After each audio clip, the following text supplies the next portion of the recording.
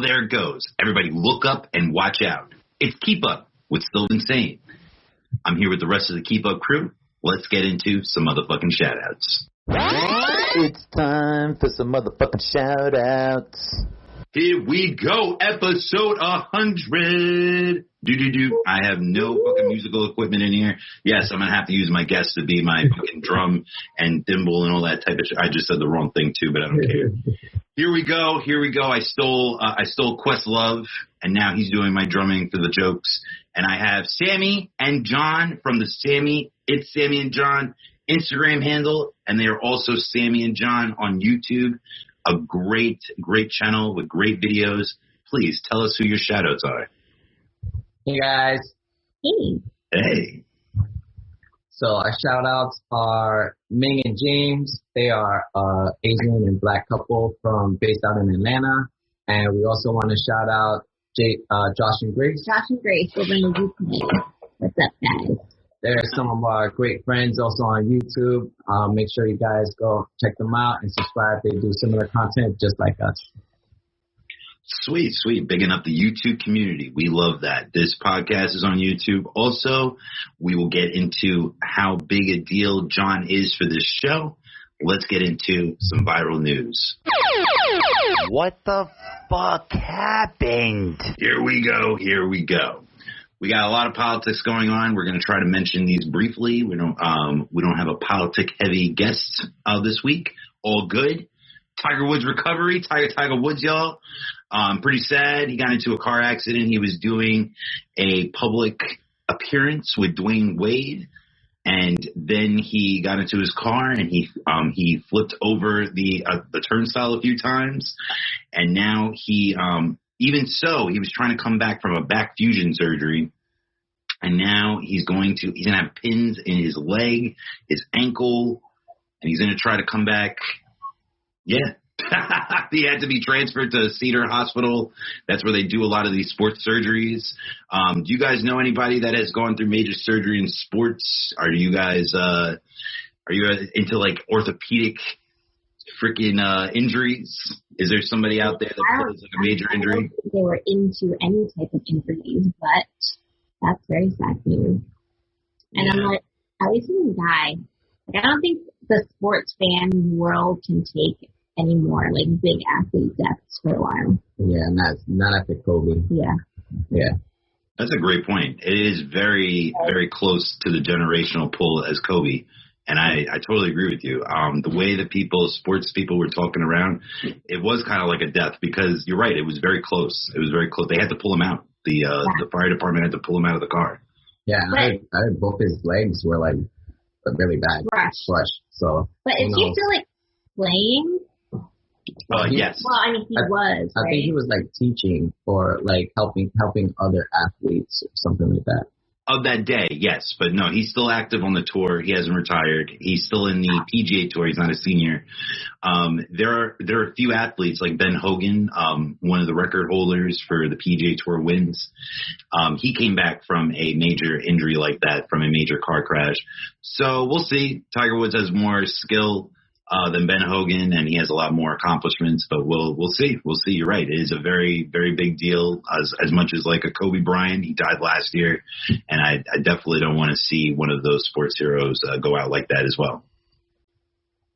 So we have Operation Talon, and I want to thank my guests for pulling me in on that because my links were messing up. Actually, it's still messing up, but Operation Talon is an immigration operation, and a lot of people, so let me get to the nitty-gritty. A lot of people have been saying that it's the same old shit with Biden. So instead of getting into all these topics, I'll head on with you guys. He bombed Syria recently. The insulin, he took away the insulin. So I want to tell like our Republican audience out there, I'll say it one more time. I only voted for Biden because I hated Trump. I don't like Biden. What he's doing right now with Syria, what he's doing now with the minimum wage, what he's doing now with the stimulus checks, I'm not surprised.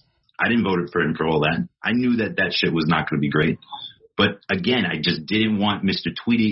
Happy Tweeter to be president either. How are you guys happy? You don't have to get into too much detail, but do you feel the same way? Like, are you like just content with not having Trump in there, or when like AOC, she's complaining about the immigration policies that are going down right now with ICE? Are you still as enraged, or do you want to keep the president as accountable as the last one? I feel that all presidents should be held accountable at this point. Like it's a job, you know, at the end of the day, and it's the highest job of the land.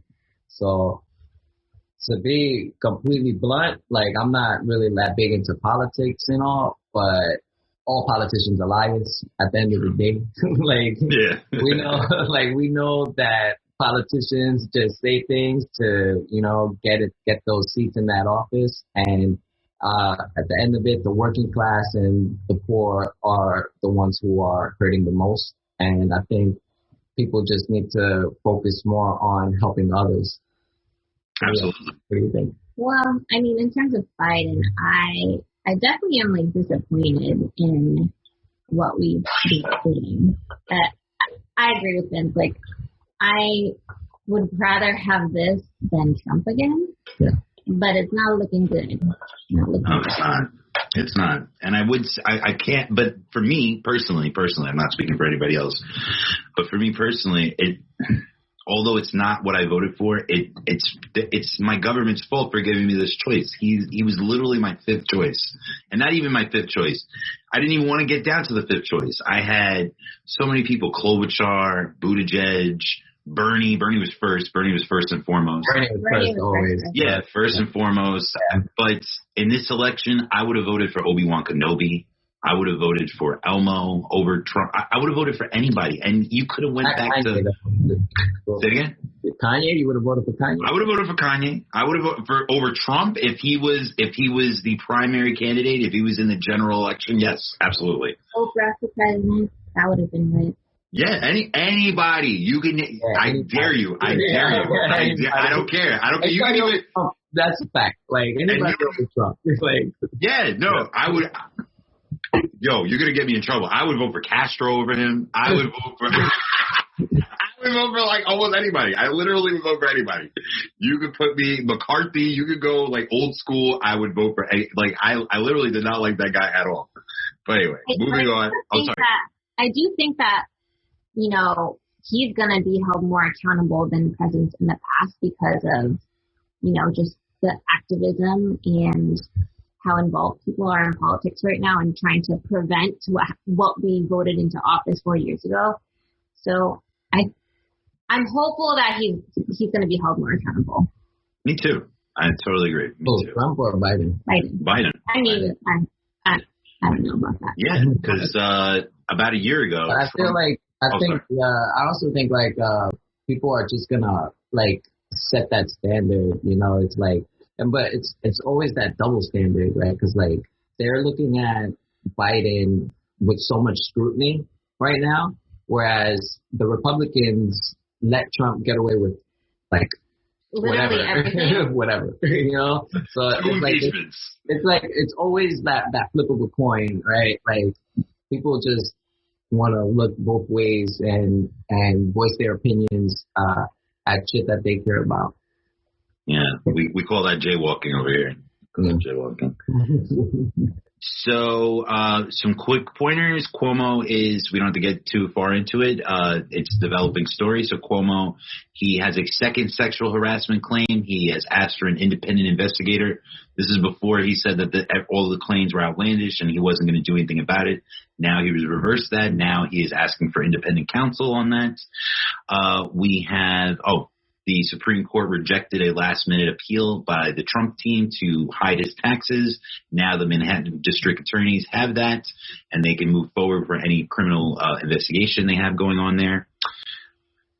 Myanmar, is that how you say it? Mm-hmm. Yes, nice. Myanmar. Facebook has banned news from there and from parts of Australia for the rising. Oh no! Wow, look at that. My freaking links are messing up again. I was about to say rising cost of insulin. Myanmar. Why don't I just type this in? Because here we go. Why is Facebook banning the military pages? Why do they do it anytime, actually, to be honest? Facebook right now, they have lots of ads. They have lots of ad space. So like I said, anything that are going through parliamentary Australia, anything that is going on through a dictatorship in Myanmar is not going to show up on the Facebook pages. How do you guys feel about this? Do you think that Facebook, even though it's a private company, should they adhere to the people, trying to give free flow of information, or should they always keep in mind of their stakeholders? Yeah. To be honest, that's a double-edged sword there. Yeah, like Facebook has gone through so much right now. Like I haven't been on the platform honestly, for a while. when I open Facebook, I'm just like, what is this? Because I'm never on it, and it confuses me. Yeah, and it's like I feel like they're so hypocritical, especially like with what has gone on in our country, and then they want to go and censor news that's being told in other countries. Like I feel like they're being very hypocritical. It's like either choose a side or like sit aside. Like you're gonna let the free flow of information happen here in the U.S., but when another country has like is opposing things and opposing the government, the military did a coup there. So it's like, why are you censoring that? And why is it like it's basically like we're also being censored from it, right? Because we don't know what's going on in China. We don't know what's going on in other parts of the world. And Facebook is supposedly like that one news source now, and the internet, right? So it's like, why be so hypocritical and just look at us, the end users, as dollar signs for ad revenue? Absolutely. Well, go ahead, Sam. I feel like, we should just have one rule. Just do the same thing. Universal. Yeah. Gotcha. Yes. So in Myanmar, I read a little bit more on it. They have a lot of hate speech towards Muslims, and the people, and yes, there's a coup going on over there as well. They don't think that Facebook is doing enough. And like you said, picking sides, a lot of people will say that, white domestic terrorism, white nationalism, I've not done a great job, but they have put a focus on that. But then people will be like, well, what about Holocaust deniers? What about those type of people? And in Australia right now, Australia is asking for ad revenue from Facebook. They're saying, hey, if you're going to post something from the Australian Times, you have to pay the Australian Times. Like John was saying before, they are a big disseminator of news. They basically are a news outlet now. They are a distributor, Apple News, all these digests, all these places that are trying to bring you a catalog of different type of news sources, the Washington Post, the New York Times, the Inquirer, all these type of things. People are trying to put this on your phone, able to bring that together. So Australia is saying, hey. Sorry to interrupt, but Facebook has a tab that says news. Like it's just switched. Like it switches and it just shows you news. So it's like, okay, now you're trying to be a news platform. They really are. So it's like you're now taking profits from journalists. Yes, that's where I was getting to. You're taking profits from journalists now. So it's like you're rerunning these news articles that these journalists depend on the money, to get out to the readers. So it's like, if you're going to not pay them, it's just messed up. Now, when it comes to the Huffington Post, when it comes to big legacy media, they're not legacy media, but they're pretty big. They're the ones I don't think need that kind of revenue, but you're right. The people the user generated media, the people that are on the ground that have their blogs, that they're really indie media. Yes, it's kind of like Spotify, U2 and all those guys. They don't really need all that ad revenue. They've made their money on tour. They've done their thing. But independent artists, yes, some of them are grateful just to be on Spotify, but not anymore. The days of that are over. Now everybody's on Spotify. Now everybody has access. Pay me. Totally agree with you guys. I'm so happy you guys. That was good. Thank you so much on that. Right now, there's a lot of people complaining about the insulin costs rising under Biden. I did a fact check on Newsweek, and they're saying that basically right now it went back up to $1,500 in a 90-day supply, and everybody's blaming Biden pretty much. And so I didn't know that he had that much power over that. I didn't even know Trump had that much power over that. And it actually tripled before Trump, from 2002 to 2013, from the ADA, according to the ADA. And right now, like I said, it's insurance companies are fighting back. They're fighting back against policies that Trump had made against the AHA, the Affordable Health Care Plan, that Obamacare. And so basically this is another ploy to fight back. And so, yeah, it raised up insulin prices. It raised up EpiPens, and that's no good. Does anybody in your life, guys, have diabetes? Anybody have to take insulin? My mother, she suffers from type 2 diabetes. Ouch. And it just getting medications to her has always been a problem. I've actually saw a news article on Vice News that people from, Southern California, they would travel into Mexico to buy the insulin because it's so much cheaper to get there. And then they bring it back into the States because it's just so much cheaper. And that's just completely absurd. Like, I feel like our whole healthcare system is just in shambles. Yeah, it's just in shambles because we spend so much money on it, and then we claim to be the best in the world, but when it comes to getting the needs to the people, it's just failure. Including this vaccine rollout. We're quote unquote an advanced nation, and we're like the worst at dispersing it. Yeah, we've been dispersing it probably the most in the world, but we're not doing it in an efficient way. Absolutely. Not doing it in an efficient way. No, that's no good. My dad is he's on insulin as well, and he has a very severe case of diabetes. And anything that affects that is no good. That's why I wanted to look into that. That's more developing, but I'm pretty sure nobody wants people with diabetes paying triple the cost. So hopefully that gets cleared up. So there's a couple more things. The Equality Act, we mentioned that because right now that got voted in. Recently, that has been trying to get voted in since 1964. The House has passed it a few times. It's not the first time the House has passed it. It creates equality for a lot of LGBTQ. It affects a lot of communities, actually, not just the lesbian and gay community. A lot of hate crimes are highlighted in here. We talked about the Asian American community, the uprise in crime with that, so it affects those type of communities too.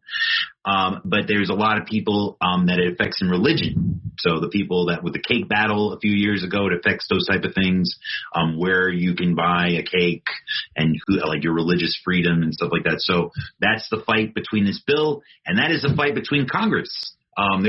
Marjorie Taylor Greene, she's made the news once again. She put a sign about an anti-transgender sign on her bathroom, and one of her colleagues, Marie Newman from Illinois, her son is of transgender, and she got offended, and she put a flag, trans flag on front of her door, and now there's a good old-fashioned rivalry. They're right across the hall from each other, by the way. I saw the video, I was like, wow.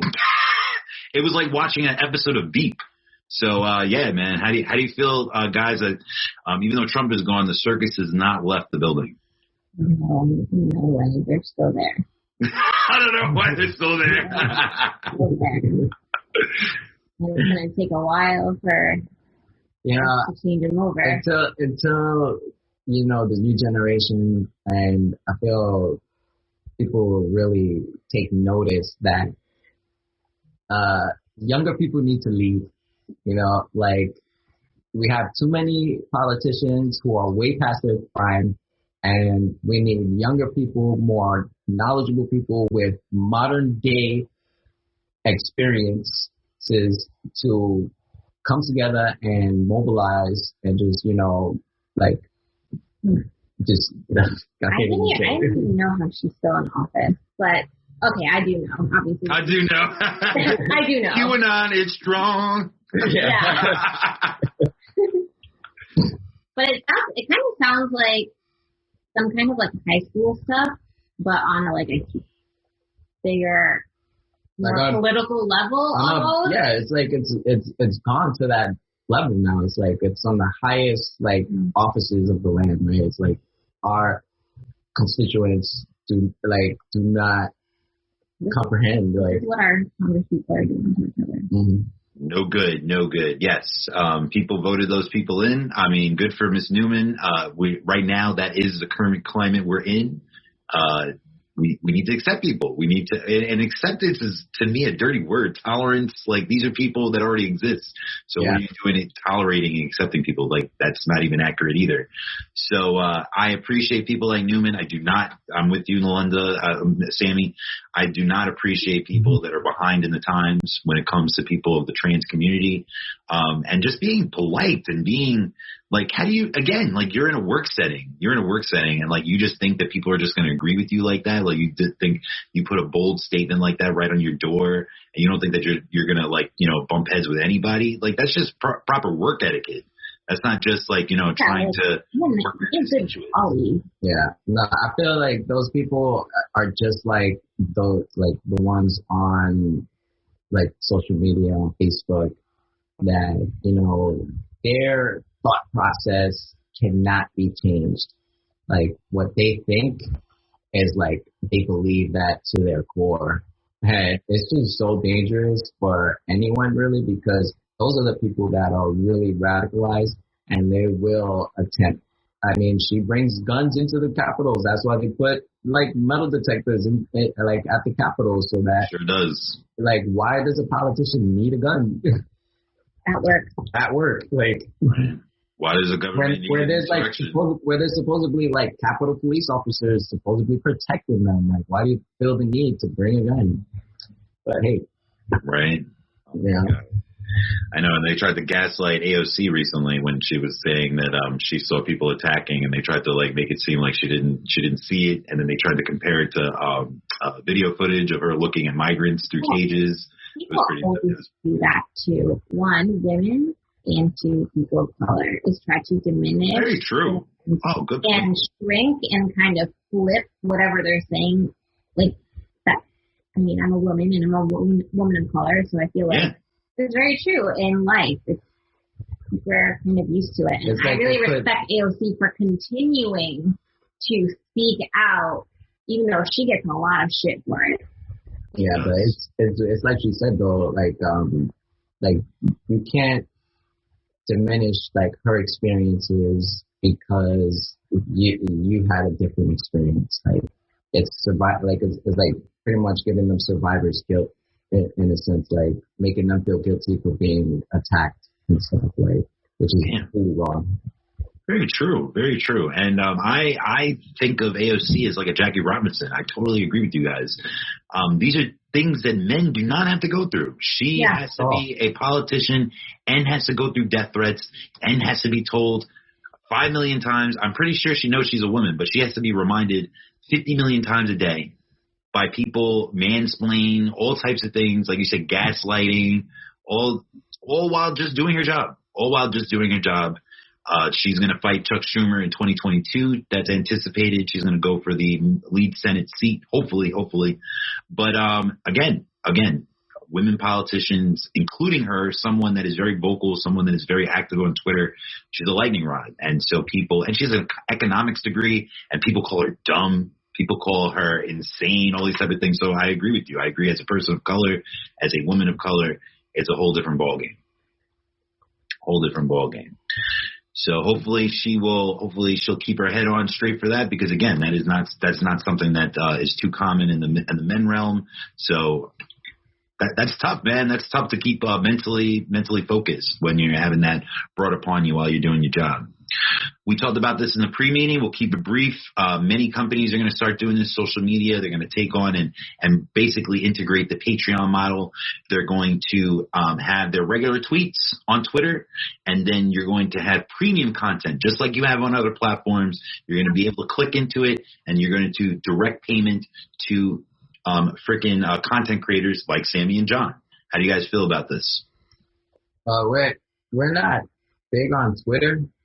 But I feel that other platforms need to develop that same mantra, because there are micro influencers that could use the support, and that's pretty much like the realm that we fall in. Like, we're trying to build a community based on our experiences and what we go through, So I think it's a really good step forward. I mean, it's really good for creators. I'd say it's challenging in a way that just thinking as a creator, you're like, okay, well, how would I even split my content that way? But I think that's a good problem to have, you know, setting up some kind of stream of income. Yeah. Like, I feel like it's good to show, like, the thought process. Like, I feel like that's what more people that will pay into it, like, they would want to see all the aspects. Like the effort that you really put into creating things and writing things. Mm-hmm. But I'm curious how that would work on Twitter because, like John said, we're really not on Twitter. Mm-hmm. Oh, how that would work? They show a picture. They show a picture of like a diagram of how it would work, and it's just basically all the tweets. And you just have a button up top, and it's like their premium content you get to click into. Kind of like OnlyFans, Patreon. You have like, and sometimes they have sampler content. Sometimes they have sampler content on OnlyFans. And they have lots of different content, guys. They don't just have porn and stuff like that. So that's one of the reasons why I know, because like I don't really need to go see my friends naked. That's not my thing. But no thanks. For free if you want. You can send it over, guys. But like I'm good on the tiers.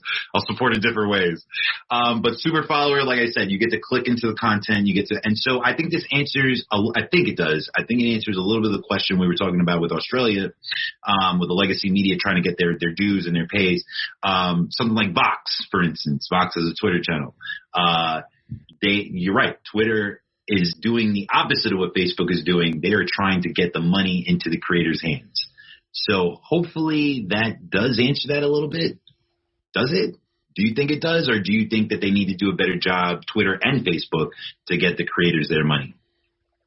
I kind of think they're a little bit different, but in terms of Twitter, I feel like this is the right path for them because literally, if they didn't have people tweeting, they wouldn't have their platform would be nothing. Very true. Whereas Facebook is a little different because it's like they have other features and, you know, things that you can do, where literally Twitter is like, you're literally just tweeting. So without the creators, they wouldn't have anything. So I think it makes a lot of sense that they're trying this model out. I didn't even think of that. That's very true. It's like, what would they have if they didn't have everyone tweeting? Just the annoying Twitter tweets? So bots? Mm-hmm. Yeah. Well, yeah, it would be a bunch of bots. Mm-hmm. Free bot tweets. Well, we could get rid of all of us if you want, and we can bring back Trump, and we can all just watch Trump tweet. Oh, my God. By himself, though. By himself. He can't retweet anybody. That sounds like a movie. Like, someone should make a movie like that. Right, a purgatory. Oh, my God. Trump, you're the only person on Twitter, and you can only follow yourself. You can only retweet yourself. Oh, no. Don't unplug the controller. So anyway, moving our last topic on what the fuck happened. Thank you guys. You made it through the last round. Mr. Potato Head has dropped his surname. He is now he, she pronouns, her, them. Potato Head. Nothing's really changed, to be honest. If you're into the cancel culture vibe, Mr. Potato Head, the brand is now just Potato Head. And so you can make it yourself, your lazy ass can make it into Mr. Potato Head or Mrs. Potato Head or both of them. It doesn't matter. Will you be buying this new homogenous, I guess, hermaphroditus Potato Head? Well, I think that this is good. I feel like it shows that companies are at least starting to try to catch up with where we are in modern times and like making an effort. My only question is like, so when you buy the Potato Head, do you get like both what Mr. Potato Head used to come with and what Mrs. Potato Head used to come up with? Ooh. Or now, like, do I get both? All good questions. Or do you just get a face? And you have to buy all the accessories. But then they're going to have to also, like, get rid of the gendered accessories packages, right? Oh, like the pocketbook and stuff like that. Yeah, like, I want all of the accessories. It's like, Me too, man. I want the Picasso head. I want that. What the hell, man? I'm with you on that. Oh, bull crap. Well, I think it's really silly for anybody that's, like, against it. Nobody here is against it. But Build-A-Bear is not Mr. Build-A-Bear. Like, who gives a fuck? Like, you know what I'm saying? Like, it's a toy. It's a toy. And on the same length, we don't have to make this into a big discussion. A lot of people have been canceling Dr. Seuss, too, recently. They found out that he used to contribute to not the New Yorker, but like a similar publication. And he did anti-war freaking cartoon panels. And one of them, the biggest one, was towards Japanese. And it was during World War II. And he had and he even apologized for it. When it comes to books, guys, I know you guys have nieces and nephews and stuff like that. I know the go-to, and I still like Dr. Seuss. I read into it, by the way. I personally don't think that he was a racist. I think that, he was working, and his quotes he addresses everything that everybody was talking about when he was alive. He was like, no, I'm not proud of some of the lazy things that I did. I relied on stereotypes sometimes to make my drawings, and it wasn't right. But my question to you guys is, when you guys buy books for your nieces and nephews or anybody on the rise in your life, is Dr. Seuss somebody that's right on your mind, or do you guys try to get more diverse authors? Because when I saw this on the meme, it said cancel Dr. Seuss pretty much and go buy child authors that are people of color. Stop buying from Dr. Seuss. It doesn't even matter if you think he's racist or not. You should be doing that anyway. I definitely have been more conscious of it, lately, more so than before. I definitely, if I'm going to buy a book for my nieces or nephews, I want it, first of all, I think it should be personalized. I try to personalize to whoever I'm buying a book for. So if I feel like they really enjoy a Dr. Seuss book, I think I would buy that for them. But there are a lot of great new authors out there that in so many more new subjects that portray more modern experiences and things that, you could buy over Dr. Seuss if you feel very strongly over it. Yeah. I still like Dr. Seuss, and I love a lot of his books, and I know a lot of my friends' kids, that's still their kids' favorite book. But yeah, I definitely think people should at least think about it, don't just think of the first thing your little brain Googles up, Dr. Seuss. There are a lot of other choices that you can make. I don't read that much. Not even Dr. Seuss. I've been trying to get John to finish the book for the last 2 years. He started the book and we're supposed to watch the movie for the book, and he still has not finished it. It's because it's based on nonfiction, and I feel like I need something more realistic. It's based on fiction. Gotcha. Yeah, so I think I like reading more fiction over nonfiction is what I'm trying to say. Okay. Fiction is fiction.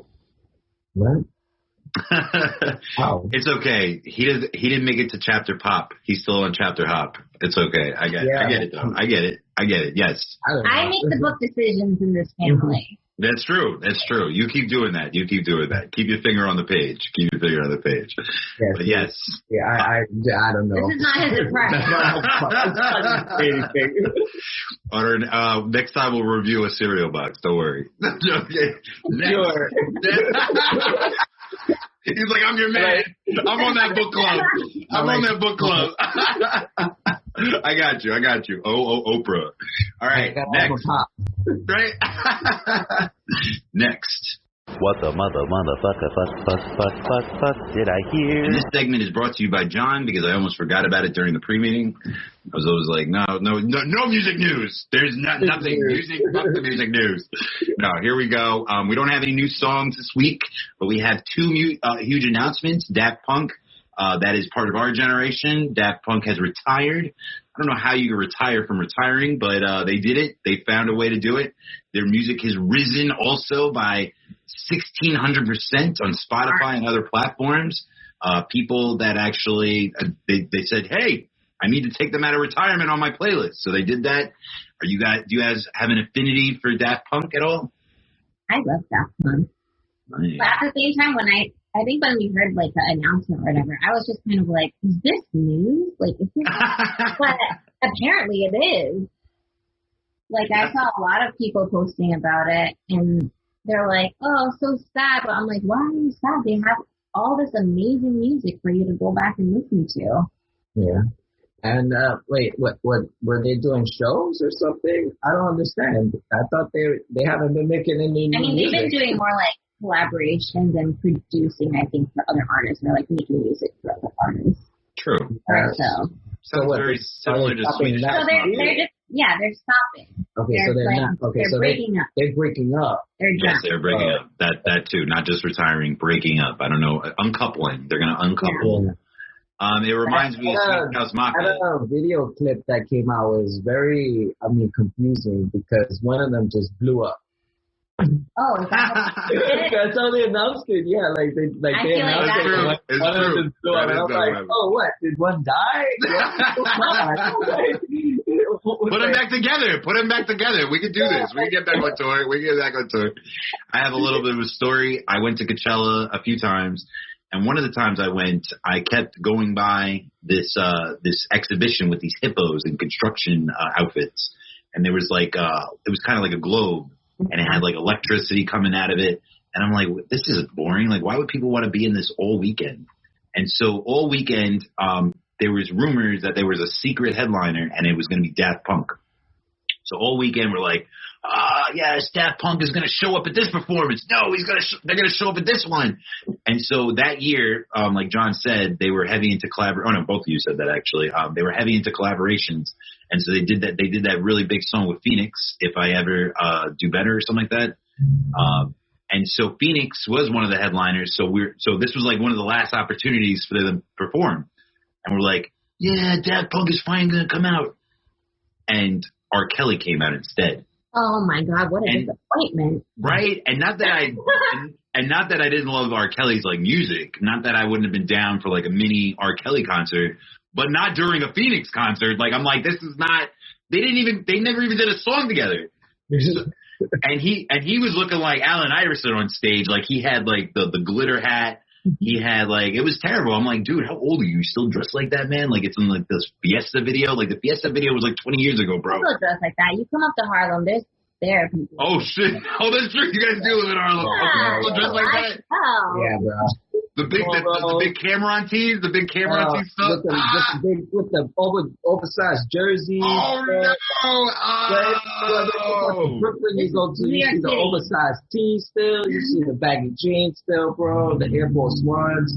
It's New York. There's people protesting skinny jeans. You knew that? Yeah. Yeah, man. I heard about that. They said that's like an imperialistic type fashion. No, they said it's like causing it's something with the repopulation thing and oh, so Bill Gates made these? He made these pants? I think so, yeah.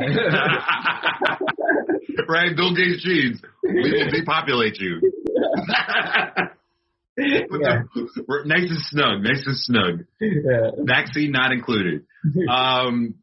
So with Daft Punk, like I said, R. Kelly came out, and not only, so what made it worse is that we're in a diner. I went to Coachella 3 times, and every time we go to this diner that's nearby to collect our thoughts because our brain is like splattered all over the venue. And so we're just like drinking Bloody Marys and pancakes and shit. And I look in the newspaper, and the newspaper goes, Daft Punk was at Coachella, and they were dressed up as hippos in the middle. Oh, my God. I love that. Wow. You love that? As an artist, I almost got a refund. I almost called up Coachella and was like, give me my fucking money back. No, I understand your frustration, but as an artist, I love that because I think the irony is just so funny. Yeah. And it's very much them, with their costumes and stuff and how they are with the public and their fans. I wish that wasn't true, but it is. I wish you were right, but you're so right. That is so on brand with who they are. Yeah. Damn. But yeah, no, I am a big fan around the world. You're right. All their songs, you could definitely put them on a playlist going on a roadie. It's perfect for that. It's very upbeat and very progressive. Lots of samples, Kanye West. They're legendary. And like I said before, their breakup reminds me of Swedish House Mafia. Like you said before, they produce a lot of projects with that moniker, with that brand name. And we'll see what happens now. We'll see how their music looks apart. Bobby Schmurda. Hot boy. Hey. No, I was about to say Happening. But that's Young Ma. That's Young Ma. But she did take that hook. She did take that beat for that hook. Bobby Schmurda. He is on Epic Records. He had an attempted murder charge a few years ago. I think like around 7 to 9 years ago. And L.A. Reid didn't want to bail him out. So now he's here. He wouldn't snitch. He's not like Tekashi 6ix9ine. And I didn't know it was that big of a deal, but it's all over the internet. Still is. Bobby Schmurda's memes all over the fucking place. Stuff mixed in with Marvel and the Infinity Stones. That shit was pretty funny, actually. Yeah, that was are you guys into Bobby Schmurda's music at all? Are you happy that he's out? Another black man free?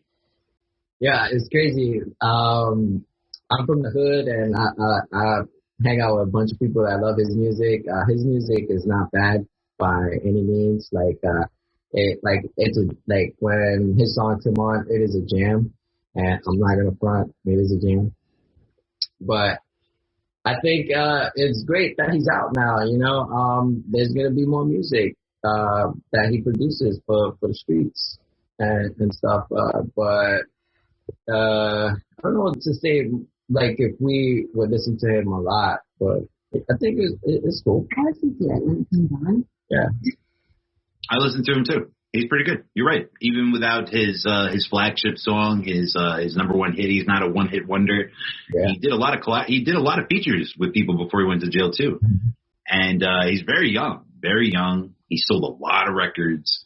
I mentioned Tekashi 6ix9ine because, like I said, they were both very young. They both went through big RICO cases, and one handled it very differently. And I hope that the person that handled himself better is the one that gets most of the fruits of this. So I root for Bobby Schmurda and Mr. Witness Protection.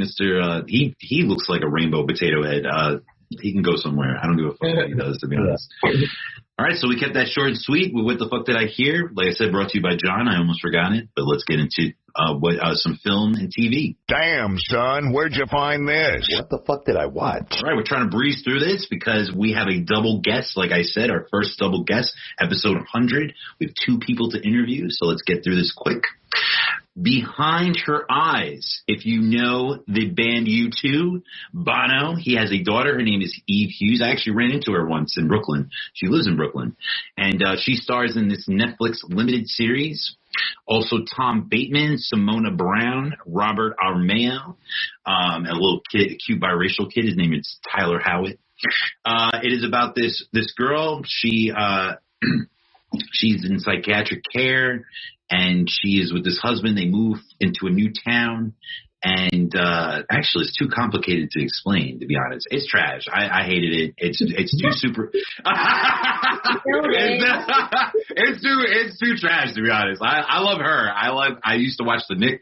She's great in that. There's a new show called The Luminaries that she's in that's supposed to be getting high praise.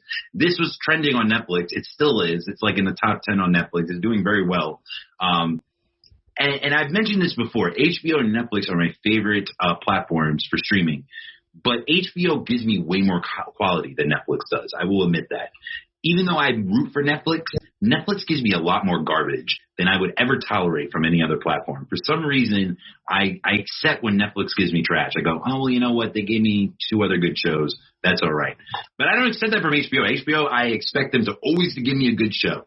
Behind Her Eyes was really, really bad, guys. It was really bad. It took really slow to develop. It's based on a book. And like I said, when they got to the supernatural elements and stuff like that, it looked really fake.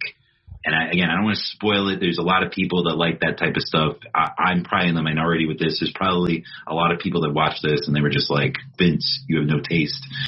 But I already gave up on those people that think that. So it's okay. It's all right. So don't avoid that, guys. Avoid that. Avoid Behind Her Eyes on Netflix. I never usually say that. Broadcasting live from Yuba County. That is with Allison Janney. She is from The West Wing. She also won an Academy Award recently for I, Tonya. She was her mother. Very good movie. This one's very good. This one has like a Fargo kind of feel to it. Her husband dies. She catches her husband cheating, and he gets a heart attack when she catches him in the act. She covers it up. Mila Kunis is her sister, and she's a newscaster, so she sensationalizes the story because she thinks that the husband is not dead, that her sister's actually looking for the husband. But she's not. She's just trying to cover it up. So the lie just gets bigger and bigger, and she becomes like a celebrity over it. It's very good. And you get to see how that goes if anybody wants to check that out. Then we have I Care a Lot. This one's actually very good. This one's on Netflix. This one is with Rosamund Pike. She's from the movie Gone Girl. She was very good in that as well. She's a very good actress. So I Care a Lot is about this insurance fraud woman. She takes people, old people that have like nest eggs that have been like, saving up for retirement, all the good stuff. She finds ways to put them in nursing homes so they become a ward of the state, and she becomes their guardian, and she takes all their assets. And there's nothing they can do about it either. Sometimes they have family members trying to get them out of court and shit like that. And she just has so much savvy around the legal system that she basically makes these old people her prisoner. It's very good. It's very good. So she tries to trap this old lady, Diana Weiss. She's from Edward Scissorhands. She's the Mary Kay salesman. And in this, she is someone. So she tries to kidnap her, and she kidnaps the wrong person. And it becomes very action-packed after that. Very good film. Netflix gets a good rating for that. Hulu has the last film that we're going to talk about by Lee Daniels. He's the director of Precious. He's also done The Butler. He's very good. The show Empire. So he did the U.S. versus Billie Holiday. That's another Golden Globe nominee. That's on Hulu as well. That stars do you guys know the artist Adra Day, the singer? Oh, yeah. Yeah, she stars as Billie Holiday. Very good casting, by the way. I very much enjoyed this. I love Adra Day's music, but I wasn't that much of a fan until I saw this. And now, and she actually sings in the movie. She actually sings Billie Holiday's parts. So this movie focuses on the trial that Billie Holiday went through when she got caught with heroin. She was a drug addict, but who wasn't back in those days. And they were really trying to get after her because of the song she did about lynching. Lynching was brought up in 1938. They mentioned this in the movie, to Senate to try to abolish. They did not. And during when she had this song, it was legal. It was legal to lynch people, and she was singing about it. So instead of the government blocking and banning lynching, they go after people for singing about it. Are any of these movies interesting to you guys? Yeah, I'd watch that one for sure. Yeah, that sounds very interesting. I would love to watch that. Nice. That's on Hulu. Like I said, Behind Her Eyes is on Netflix. Broadcasting live from Yuba County is in movie theaters right now. I Care a Lot is on Netflix, and the U.S. versus Billie Holiday is on Hulu. The Golden Globes are tonight, guys. Do you guys watch any award shows? No. That's okay. So there's no favorites, all right? And then we get to go to the interview portion. Yeah, fun. Fun. Boy, the way the Bee Gees play. What the fuck did I say? We made it, guys. We made it. Sammy and John, they are my friends, my colleagues. John, you see him on the credits, actually, John Estrella. He is one of our engineers. And I was explaining this to somebody recently, and I spoke about it with John. We have two engineers. We have Neil. We have John. John does a lot of things behind the scenes. He helps with the software. There's just so many things. I can't even put a name on all of it. So we have to thank him for that, first of all. Welcome. He's already a part of the show. Now you get to see his face. And we have Sammy. Sammy, they do a YouTube channel together. She works in the fashion industry. John works in tech. And now we get to ask him some questions. Sammy and John, thank you for being here. Thanks for having us, Ben. Hello, everyone. I'm Sammy. I'm John. What's going on? Tell us about your YouTube channel. If you had an elevator pitch and you wanted someone to watch it right now, tell them what's about. Okay, I guess I'll take this one. So our YouTube channel, Sammy and John, is really a documentation of all of our kind of adventures and experiences. We really started this channel pretty much at the beginning of the pandemic.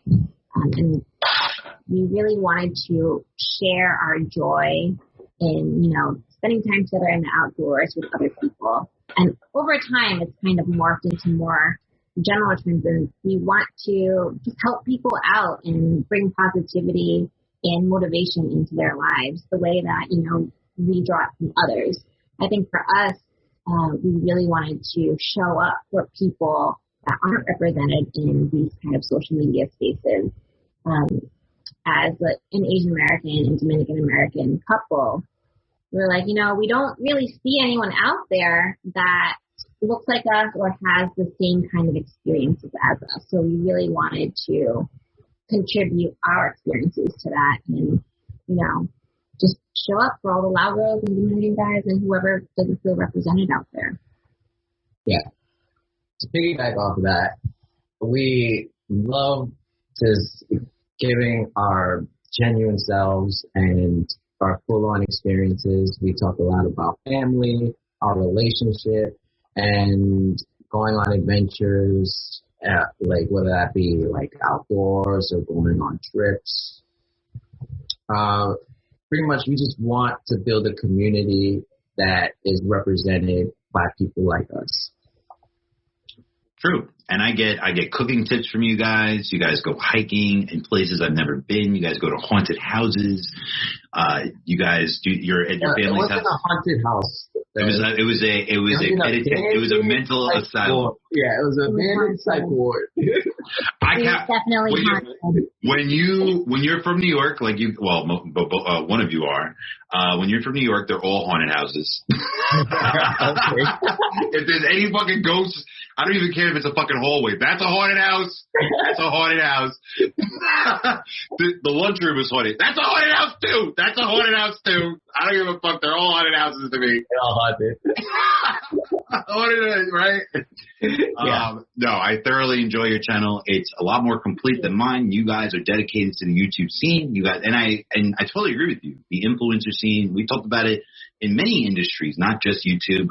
The micro influencers. So for anybody that doesn't know that, micro influencers are people around like the thousands, like myself, that influence those communities within their platforms, the social media platforms. And somebody that's a major influencer like Beyonce, but people would argue that like which one is the major and the minor. So someone like Sammy and John, they are considered micro, but they reach way more of their subscribers. They reach way more of their subscribers than someone like Beyonce. So Beyonce has like around 1 million. She only reaches 2%. Say it again? Beyonce. Mm-hmm. So that's so nice of you to say, comparing us to Beyonce. Wow. Yeah. Oh, of course. Wow. You guys got to start naming your fans. Like what? Like the Sammy Joes or something. I don't even know. Like that. I think it'll happen organically. That's true.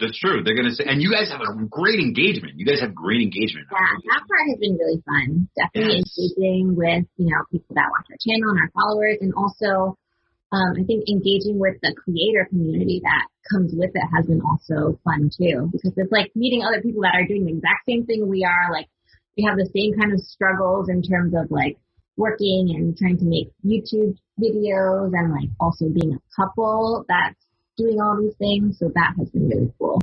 Yeah, we pretty much like become our own production house. Yeah. Where we do pretty much everything and all. The difference is that we like fight about stuff a lot more than you could if it wasn't your significant other. Yeah. And I think what's great is the feedback that we get has been so positive, and that's what's really kept us motivated and going. As well as like the other creators, like they give us so much in terms of help and support that it just makes the whole experience like great and wonderful. Nice. So I'm jealous, first of all. Mood for Days podcast, the guys got you first, and I've known you for long, so I was just like, what the hell is going on? How did I not book them first? So shout out to him. He's got a good podcast. I enjoyed that interview. You guys can talk about that if you want. But my question was, about the balance, the work-life balance. You guys have really, and that's one of the things. Like, it's hard to get guests like that, so I don't try to. I would love to make that a more permanent standard. That people have like these great double lives, pretty much. Yeah. So that's why I reach out to guests like you, because both of you guys are pretty much the epitome of that. That you guys are the embodiment of what I like to find in guests. People that have great day jobs. And their passion projects are pretty much the same work effort and same abilities, all that good stuff. You're basically living two jobs. So I want to know more about that, guys. I want to know, You don't have to go too much in detail of your primary jobs, but I want to know just enough about it and how it bleeds into the production house. The impressive, by the way, I love it. I love the production of your videos. I love the quality of them, the channel, everything, the promotion. Like I said, the engagement. My fans, in particular, are very shy, very coy. They're not very interactive like that. So I love that you guys utilize that. I love that you guys ask, like, the new content that's coming out. I love that you're asking your community that, like, what do you want to see? I wish my fans were that vocal enough to find that kind of feedback. So go on, please, balance it up. Balance. Whoa, balance. So elusive, isn't it? Yes. So I would say, like, 80-20 of it is like 20 of it is like the work that you put in. Like 20% is the work, and 80% is all effort. If you wake up and just feel like you're not in like a great mindset and a great day, or not, like feel like you're not gonna be in a great mood, it's sometimes a motivator for me in a way to like produce more and create more. I feel like there are times where my job is very technical, and like I have to have like a strong knowledge base. So I'm always learning new things, especially about technology.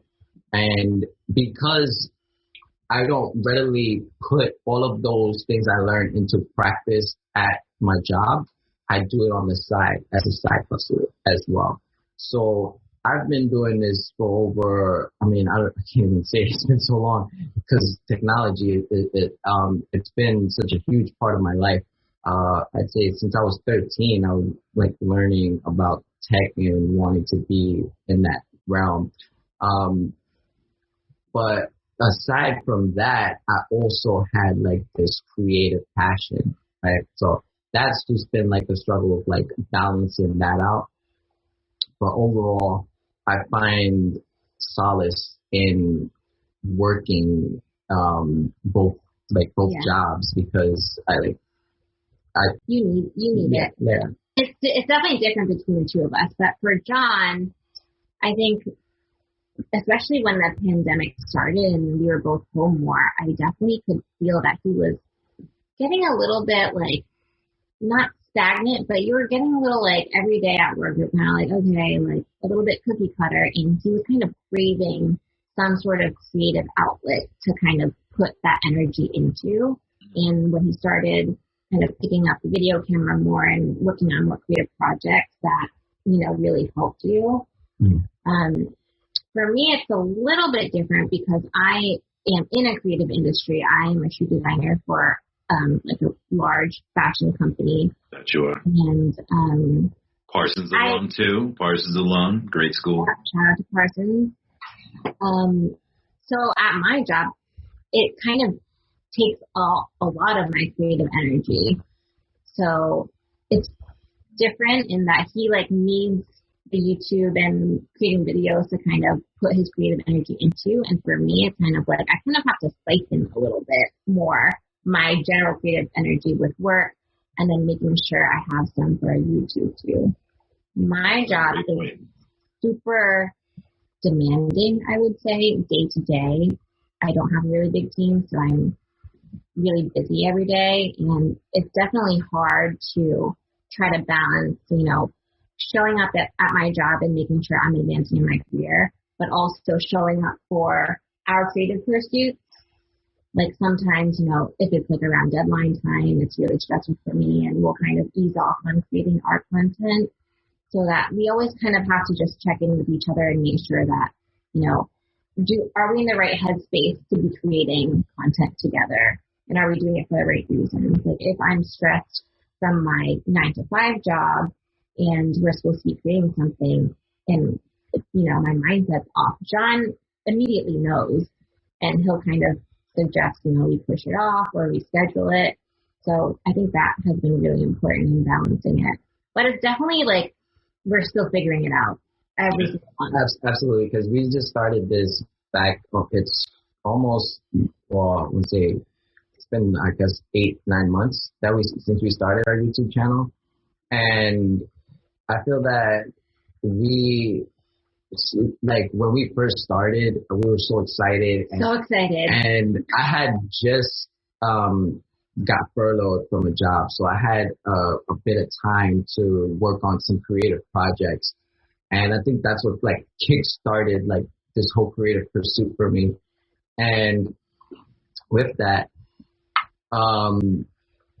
when I started working again, when I got a new job, and then while Sammy was also still working, it's like we knew that we needed to adjust ourselves in terms of how much content we were putting out, because like we would find ourselves feeling burnt out.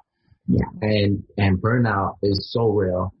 And I feel like once we learned and actually experienced burnt out, we knew that, hey, like we need to reevaluate and really focus on the balance, because it's not sustainable for us to have a full production house and 9-to-5 jobs. And like not even 9-to-5 jobs, but like full on careers. Like yeah. I've been in, like I work in the industry that I went to school for, and I've like been building my career for like 10 years now. So it's not like I just clock in and clock out. So it is hard for me to kind of disconnect a lot of times. And I think when we first started, honestly, I feel like I've experienced burnout maybe my whole life. And John really felt it when we started, doing our creative stuff more. Mm-hmm. And I was like, I think he's burnt out. And it was like, you were like, full stop, like I can't do anything anymore. Yeah, like my brain just like shifted, turned off, and it's like, I need a break. For me, I feel like I don't know if it's because I'm just like a type A overachiever. It probably is that exactly. But I have lived in cycles of burnout for so long now, and I've been really trying hard in the past year to, not do that, because it's really detrimental to like my mental health. It's hard on my relationship. So definitely last year I was focusing a lot on my own habits before we even like figured out stuff for us. Like I think it definitely took me also just focusing on myself and my own habits, which then helped my work stuff and it helped our creative stuff. And we're like getting more into a groove now, but it is hard. We're basically working all the time. Yeah. I hear you. Especially on the creative front. I work in creative industries too, and I've been trying to finish a book for like 10 years. You're right. It's hard to turn off. It's hard to turn that off. As far as relationship has been, I've never been in a power couple that created things. The last time I was in a relationship, the person was in retail, whatever, not to get too personal, but I've never had a tandem like that. I've never been in that situation. And so to know, and luckily for your fans and your audience, you guys, and I believe this is true. You're a practicing Buddhist, right, Sam?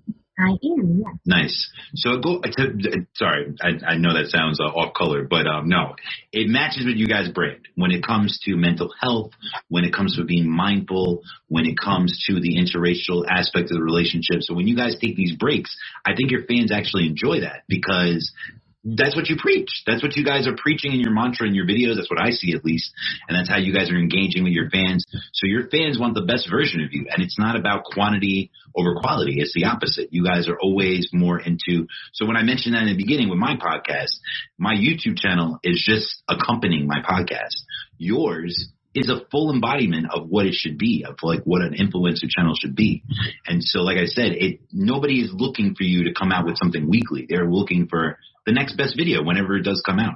I think we realized that, okay, not right away, but we realized that kind of maybe after we burned out, we were like, we're trying too hard. We're like doing too much, or we're, measuring ourselves a metric that doesn't matter as much as we thought it did in terms of that. But it was good to establish our discipline and consistency Exactly. So there's like things like that too. I agree. To add to that, we also were taking advice from other YouTubers and other influencers that help build other YouTube creators like channels.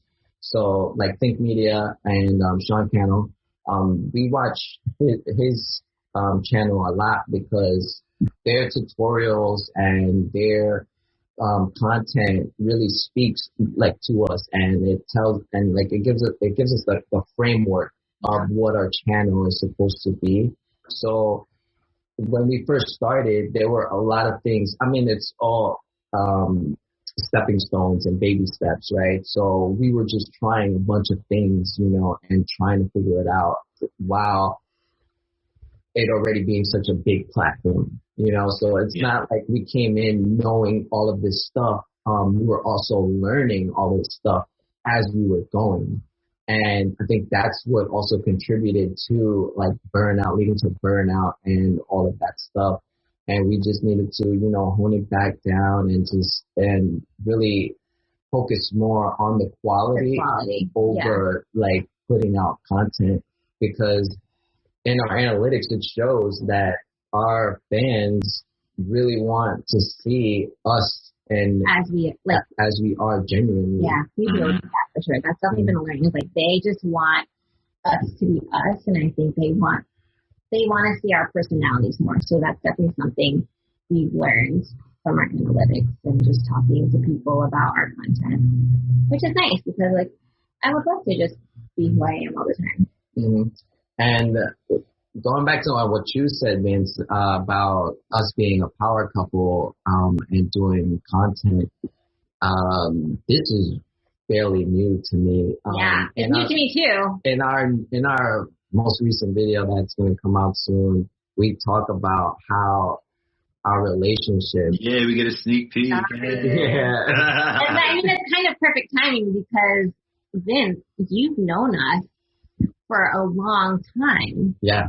Victoria's Secret days. Yeah. That's very long time. And when you were talking about IT, I remember you introducing me to Adobe. I remember like, what's that? It's funny. It definitely feels so special. Even you like not knowing which name to call me, I feel like that's so funny. Yeah. Yeah. Well, I love the Sammy name. But you're right. I got introduced to you with the first name. They're both my names. That's right. They definitely are. But definitely being like in a creative couple has been so amazing and fun. Like I don't think I ever imagined that I would have this, but it's definitely also very challenging in its own ways too, because we have to always make sure to put our relationship first. That's the foundation of everything. Mm-hmm.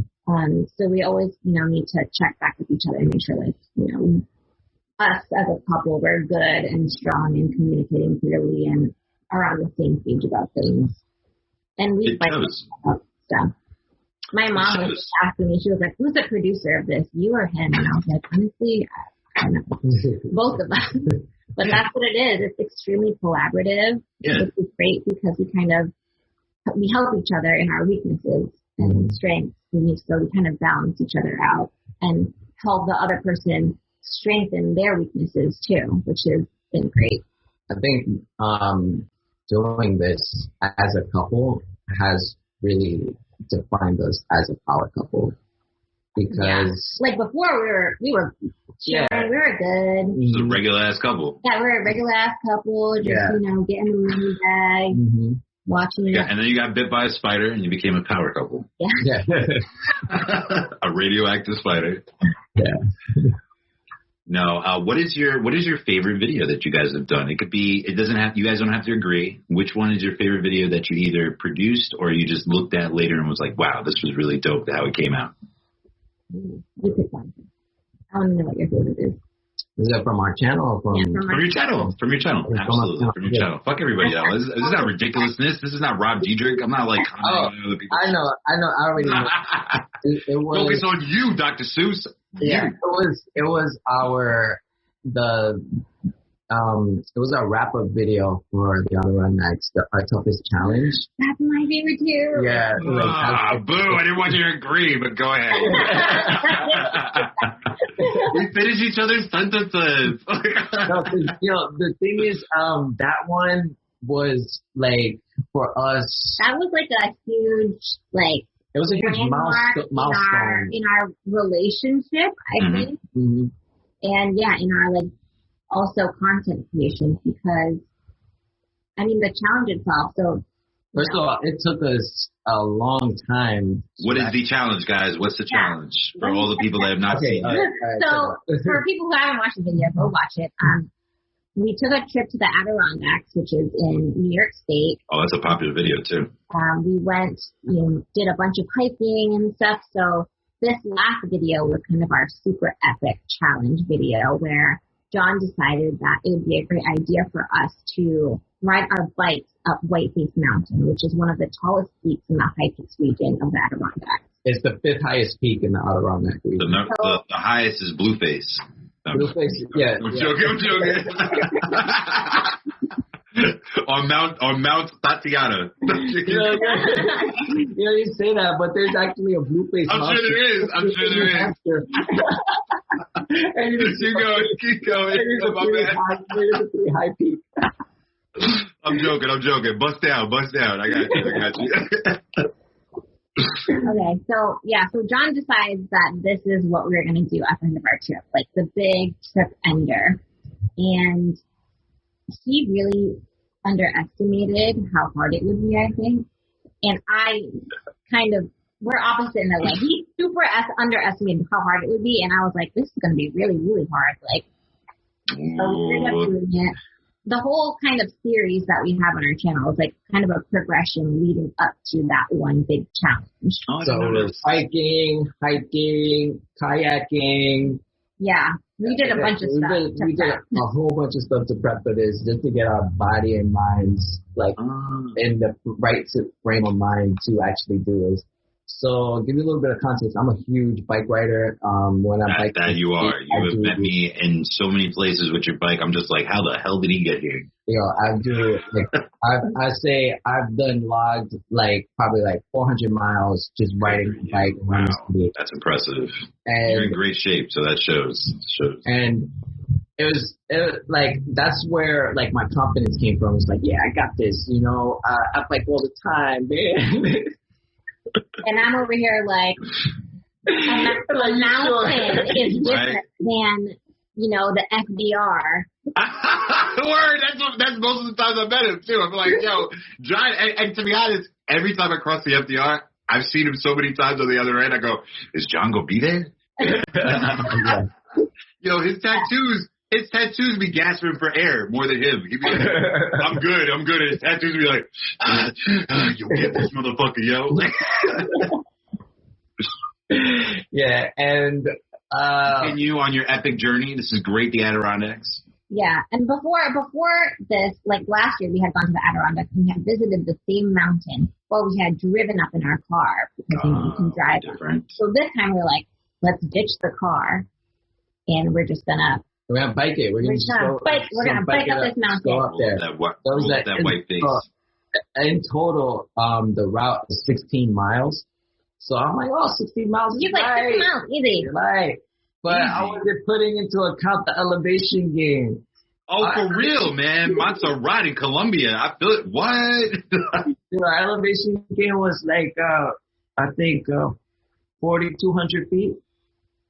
Was it progressive or was it just a straight? I mean, it was all progressive. So basically, we're going up 4,000, about 4,100 feet.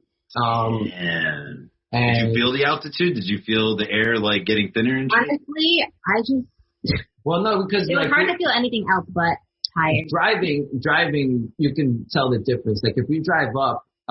You can feel the difference in pressure in when you go up into the altitudes. But when we were riding, we were gasping for air, and we were most of it was walking. Yeah, which I knew. I was like, we're gonna mostly be pushing our bikes up this mountain. I already knew that the night before. John was thinking we were gonna friggin' ride We're gonna this ride, whole mountain. riding. And I was like, no, I'm definitely gonna be pushing a No, bike. up the John's mountain. optimism should be its own separate person. Yeah. Yes. Sometimes Honestly, it is. it is. Throw your optimism outside and have him push this fucking car. Like, But I mean, yeah, it was an epic trip, and I definitely think like it means a lot more to us, I think, than maybe the video portrays, because obviously it's a very condensed showing of what the journey actually was for us. But as a couple, that challenge really set us up, I think, for, you know, continuing with our creative pursuits and the channel, and like really strengthening us as a couple, because even though it was a hard climb mentally, like the mental part of it was harder, I think, in terms of just like we wanted to finish. We were going to finish the challenge, no matter how long it took us. Yeah, over the physical, I think mentally, like you have to be like mentally prepared and headstrong to do it, because as we said in the video, most of our friends would not even attempt it if they watch it back. It like, they wouldn't even was attempt painful. it, because like I'm not gonna front. It was painful for me. Like my legs were hurting. My legs were ready to give out. My knees were like buckling down. I felt like my weight doubled as I was going up. So as I was going up, it felt like I was like even heavier. And mind you, I had a backpack full of gear, loaded with gear, like camera equipment and like my drone gear and stuff. Those batteries are heavy as hell. And so I'm carrying like 30 pounds on my back, plus a bike and my whole body weight. So just going up, it just felt like... Yeah, you're just like pushing all this weight up. Yeah. And that's why I think we feel like it helped mold our relationship, like to get like become like hard as a rock. I think. Because we also had to really be very supportive of each other. Yeah. Like throughout the entire like journey, we were supporting one another and making sure, checking in with each other, because 8 miles going pretty much up a mountain. Ascending, yeah, it was tough.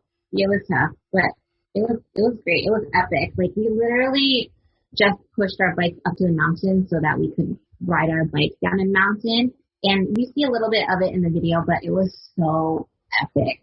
Like the riding down was... It was so scary. It was like a thrill like I've never felt before. Like just like I've gone on roller coasters, down a mountain. Gone roller coasters, and I feel like... Hold up, you zip line down, or what did you do? No. We just got on our bikes and rode down. So it took us like how many hours to climb? I don't even know how many hours. Isn't that dangerous? Like, couldn't you like slip going down with the bikes? We were fine. Dude, there were so many curves and stuff. If we weren't holding our bikes, we would have ran off a ravine or something. That's what I'm saying. Like the big Sur over here. Like what? And we were on a road. We weren't like mountain biking. It was like we went up the road. But we were holding our brakes the entire time going down. Like ripping our brakes. We were doing at least 50 miles an hour going down, and like my forearms were like jacked from holding the brakes for so long. Yeah. Good. And after like the challenge, that video was important to us because it took us a long time to make it, because we were sitting on the footage, and I think we were both scared that we weren't going to have a good video or something like that. Really? I think that's one of your more popular videos. It's a really good video. Yeah, it was. I feel like the story wasn't completely told, so we had to like go back and like capture some more footage. So like we had to frame it so that the story was there and not just like all of the visuals, because it was important to know how I felt during and then after. Yeah. Because there was a lot of things I didn't tell Sammy until after after that video came out, until we did that video. There was like things I didn't tell her, because like going up, I was like in so much pain, but I was I didn't care. I was like, I didn't care. Like, you doing this? Like, you still going? Smart, man. It's better to ask for forgiveness than permission. I got you on that, man. I'm really on that. So sometimes most of your videos come out to like between 5 to 10 minutes. a lot of people don't realize just even a 3-minute video takes a lot of work, especially just with some editing involved and some graphics, and it becomes a cumbersome activity. My last question before my very last question, like what's your next project you guys are most excited for is, but first, what's the hardest part about content creation that you did not know about before you got in, that you know now? The hardest part. And you do some of the social media, so if you'd like to include that too, you can. Well, for me, I think is coming up with ideas. It's a bit challenging to like gauge what your audience wants without your audience telling you what they want.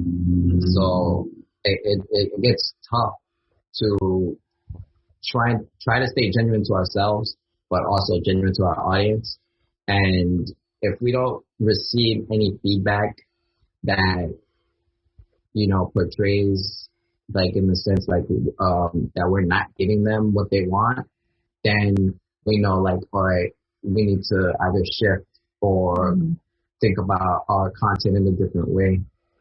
But overall, I think one thing that is really hard is just coming up with the ideas. Yeah, I think for me it's more like when we're shooting, just trying to make sure we're on the same page of what we want the end story to be, because a lot of times, I mean, we're two separate people, so we can't read each other's minds no matter, you know, how much we're together, we just still can't. So it's definitely making sure when, you know, we're planning and writing and about to produce something that we're constantly making sure that, you know, our visions are together and not fighting each other, because I think that's something that, you know, you can run into with more than one person, is making sure that your visions fit together instead of fight against each other, so that you're doing what you need to do to kind of create this end piece of content together, and for it to portray exactly, you know, the feelings and messages that we want our audience to get from our stuff. That's perfect. That's a perfect answer, guys. Thank you. So the last question, very last question, because I've taken up way too much of your time. Thank you so much for being here. And it doesn't even have to be your YouTube channel, what is the next project you guys are most excited about? Can you tell us? I'm excited about everything. Nice.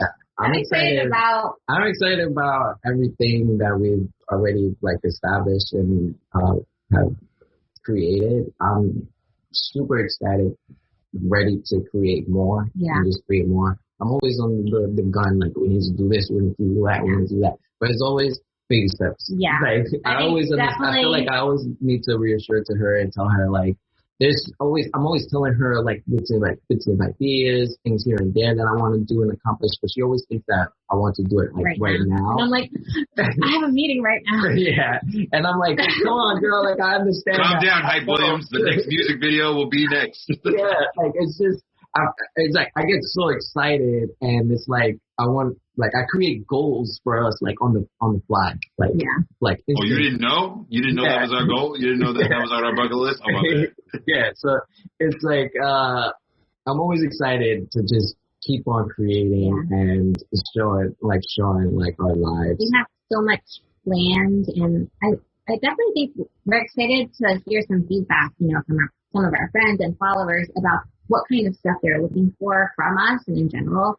I think definitely people have been asking more about our relationship, which is really interesting. And I was a little surprised that, you know, so many people wanted to know more about the relationship, but I guess that makes sense.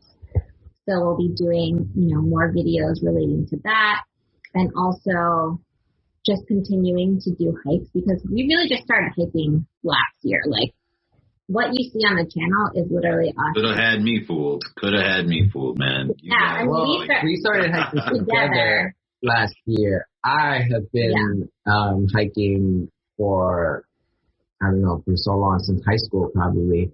And I've just been like an outdoor junkie. Yeah. I was like being in the outdoors. It's true. I have been on hikes with you before. I think we did Ramapo together once. Yeah, and I like urban and rural hiking. So like I want to incorporate that too, like more urban hikes of us hiking in the city. Yeah, that's also been something. Showing more of our city and where we live, the grounds that we stop, you know. Yeah, and I think just the theme of our channel is, us doing new things together and experiencing new things together. So I'm excited for all of that. Like, I've never been camping, and we're planning to do that sometime this year once it gets nicer. So that's going to be really interesting. Grilling and chilling. I remember that episode. That was a good episode. My favorites are both, actually. I do love that. I do love the couple content. Actually, I'm with your fans with that. I definitely want to see more of that dynamic because, like you said before, the people of color, it's not your responsibility to like hold that light, to hold that torch, but it is there. It is there, and there are not a lot of people that get to experience people like you on screen. So they want you to take advantage of that platform. That's how I feel on that. And why also? My favorite content from you guys is when you do hit your family in Rhode Island. I was looking for new content on HBO Max, and I was going to watch this show called House of Ho, and it's about this. I want to watch that too. Oh, you do? Have you watched Bling Empire, Vin? Which one? Bling Empire. No, I want to. So I want to watch something. So I'm opposite. I want to watch something. I'm not into reality TV. So that's why I turned off House of Ho, because that was about a rich family in Houston, which is valid. Like, people need to watch that. Like, there's all types of reality shows. Representation matters. That's just not my thing. I wanted to see a scripted show, like not kind of like, but like with the same ensemble of like Crazy Rich Asians. I would like something like that, like a series like that. That's what I was looking for. So when I see your family, I get an inside look of something I don't usually get to see. Mm-hmm. Family, the food, even your boyfriend, like even John being there. You know what I'm saying? Like, I don't get to see that. So I think if I had to put myself in the shoes of your audience, I think that's what they're yearning for. Those interactions that they don't get to see often. And that's what, like I said, when I look for TV on Hulu, anything, I'm always looking for instance, there's a show that I might watch soon that has to do with kickboxing, UFC. I don't watch that. But because I don't watch that, that's why I want to watch that, because I want to learn about a new community through television. And so I think a lot of people do that with you guys. They're never going to be that interracial couple, so they want to learn more about it. Yeah, I definitely think that's been eye-opening that so many people are interested. Because I think, when we first started the channel, we're like, we're going to do hiking and stuff, but to see that there's such a response to, seeing, our families and just John interacting with my families, I think that's awesome. And it's something that's super special to us too. So yeah. And usually I'm like everyone's first person that they've ever met that is Laotian. So I think that is a clear sign to me. I'm like, okay, people don't know other people like me. And there's a lot of us. So I definitely, want to do my best to showcase us as much as I can. It's really sad. You're still the only Laotian person that I know that I can think of. And that's really a shame, because you're right. There's so much beautiful culture. I saw a picture of your parents in traditional garb and stuff like that. There's oh, nice. So royal, so regal. I love it. I was complimenting it once with John one time. You guys, we were just having a nice session online when we were talking about technical stuff. And he showed me that, and I was marveled the same way that I am now. Like I said, I'm not somebody that'll like pick up a history book often. I do enjoy history, but most of the history I get is from people writing in a script. And even if it's fiction, when they try to get the muse, when they try to get it from things that actually did happen, current events, things that are in their tradition, family values, culture, all that kind of stuff, things that I would not be able to do unless I just went on a plane ride or a boat ride to that country, I try to get the next best thing. And I try to get either someone that is originally from that area telling their story, or someone like you just living your life. Yeah, I think I agree with you there. We do want to show more of that. We want to bring you guys along, not just because the representation, but also because as like individuals, like we also have a voice, and we want to be heard. Yes.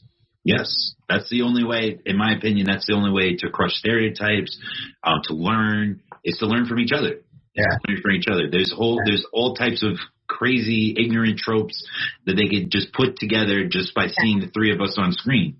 But like watching you and your experiences does all the teaching that it can. Another thing that we also look forward to in our content is just it being that of a documentation. You know, it's gonna live on forever on the internet. Yeah. So hopefully our next generations and the generations after them will also see it and learn from it. And we want to like be those type of educators as well, where it's fun to learn. Yeah. Like, not that this is the way to do it or anything, because obviously our experience is our own, but like just giving some people an insight to what it is like, you know, for us, or what it could be like for someone else. Maybe they know someone that is like us, and it gives them a little bit more insight into their lives. It's just, you know, shining more light on a vast, you know, pool of experiences that we all have as humans. Speaking of shining light, one of my favorite before we go is your father when he was eating lunch near the sunlight in one of the rooms. That was very, very cute. My dad is so funny. That was very cute. I love that. That was really cool because especially in these pandemic times, any ounce of sunlight, any extra bit of that type of happiness. That's not the type of content I produce, but like, again, I appreciate that from you guys. I appreciate the optimism. I appreciate, it's actually a little bit more unique than what I usually see as like, you know, overabundance of positivity. You guys are more natural about it. And that's why you're on the show. I try to bring in people that I thoroughly enjoy. And again, I have to give a big thanks to both of you, not only for the engineering that you've done for the show, John, but the support that both of you have had. You guys are always shouting me out. You guys are always resharing a lot of my content, exchanging wise. I'm very proud.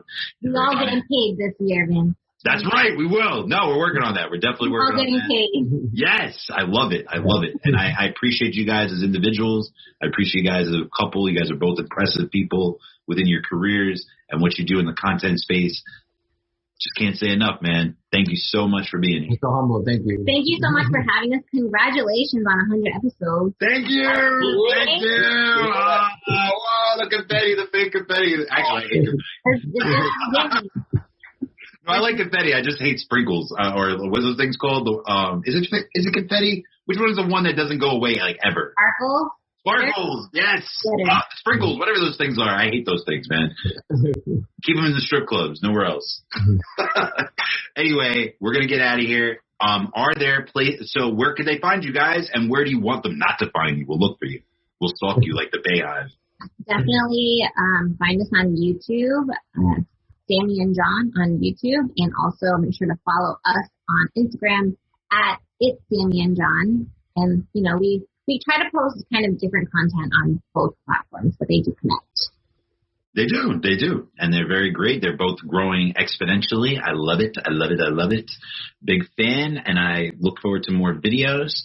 Like I said, you could find them on It's Sammy and John. If you Like I said, you want to stalk them and find them as good people, go ahead and do that. We're not going to do that here. But Keep Up NY is our Twitter handle. Keep Up NYC is our Instagram handle. You can type in stillvinsane, get on stillvinsane.com. We're on SoundCloud. We're on Spotify. We're on Google Podcasts. We're on iHeartRadio. We have a YouTube channel. You can type that in also, Stillvinsane. You can also check them out on my page as well. They're on one of my playlists. We'll try to get that popping. Yeah, thank you so much. Episode 100. Whoa. Nice. I love it. Party animals. You better shut the fuck up, listen up, and keep up with my good friends, Sammy and John. Over and out, homie. Bye.